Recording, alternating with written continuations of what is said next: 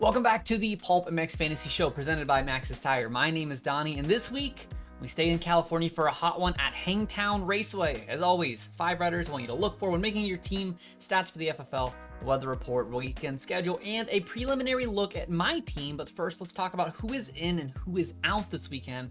I'm sure you've already heard, but there is one big omission from the riders lineup this weekend, and that is title hopeful Chase Sexton. Unfortunately, the HRC rider failed concussion protocol this week and is forced to sit to rest up. On the bright side, he is the only major addition to this list, so everyone else you've been eyeing should still be available. Remember to utilize the 2 tools PulpMX provides to make sure you have 8 guys that can score points every weekend. First, little checkbox to filter out all of the guys that failed to put in a qualifying lap time after qualifying is over, and of course those red cross flags to denote a rider is out with injury.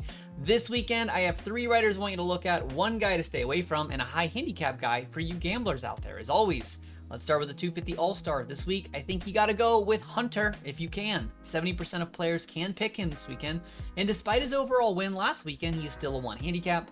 This week, Hunter admitted he suffered a rib injury in a practice crash leading up to round 1, but that didn't seem to slow him down one bit. He went out and made smart decisions and let the other guys fall around him, and that is exactly what I'm looking for in the All-Star spot.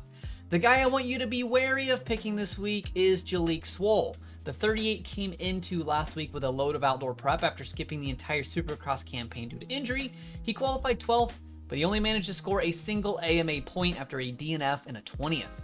Both motos he had good starts that saw Swoll go backwards after. In the second one, he started 13th before ending up 20th. I checked the lap times to see if he had a crash, but there was no fall. He was just consistently off the pace the entire moto.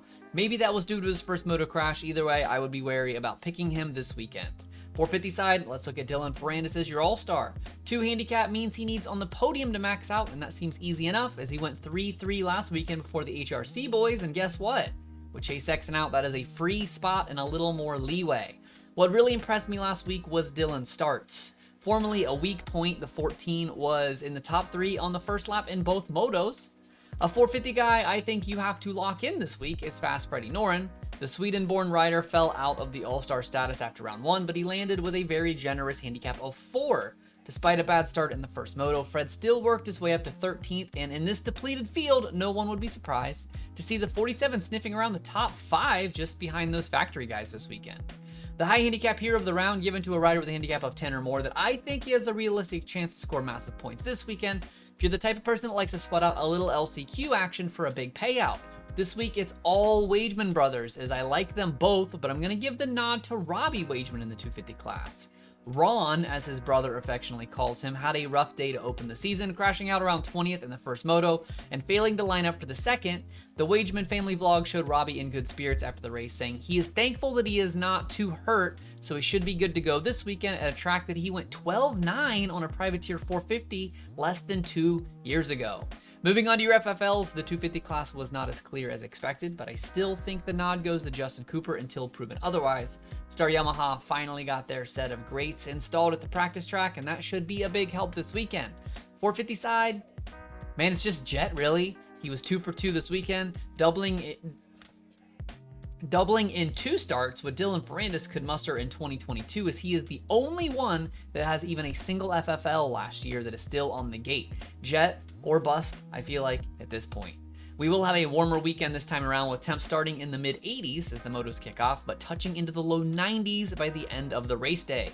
Viewing schedule is your usual West Coast National with Race Day Live beginning at 1 p.m. Eastern, 10 a.m. Pacific. RotoMoto patrons should expect their enhanced cheat sheets around 2:30, while the rest of you will have to wait until 3 p.m. for the basic qualifying sheet to drop on Twitter and Instagram. The picks lock at 4 p.m. Eastern, 1 Pacific, and for the first time, we have a 30-minute intermission between first and second motos this year, with action wrapping up after 8 p.m. on the East Coast. Before I show you my early team, I want to talk about Maxxis Tire coming back for 11 rounds of outdoors so I can deliver these videos straight to you. You know Maxxis Tire. You know their MX ST tire designed by the king of Supercross and my all-time favorite rider, Jeremy McGrath. It is the newest and most advanced tire in the Maxxis MX lineup, featuring an all-new tread pattern, compound, and composition to provide the stability, predictability, and traction that the upper tiers of motocross demand. Available at your local retailer and also at motorsport.com.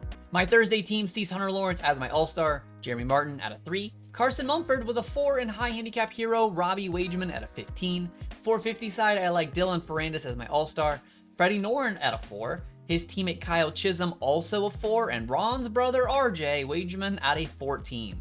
The prize for the highest championship league score at Hangtown will be an autographed Kyle Chisholm jersey, but if you're not great at fantasy, that is okay. If you want a chance to win autograph and race used memorabilia, consider joining me over on Patreon. For just about $1 per week, you are entered to win race used and autographed memorabilia, and insiders are above double their entries, as well as an exclusive podcast talking fantasy stats on every rider in the field, and those enhanced cheat sheets that come out every single Saturday. Link for all of that will be in the description below. Don't forget to follow at PulpMX Fantasy and at RotoMoto on both Instagram and Twitter for injury updates as the weekend rolls on, qualifying info, and stats and banter throughout the race itself, and those fantasy cheat sheets once qualifying is done and wrapped. Thanks so much for watching the PulpMX Fantasy Show presented by Maxxis Tire. My name is Donnie, and may your chizzes chiz this weekend. Remember that 8 is great, and most importantly, have fun. Good luck, y'all.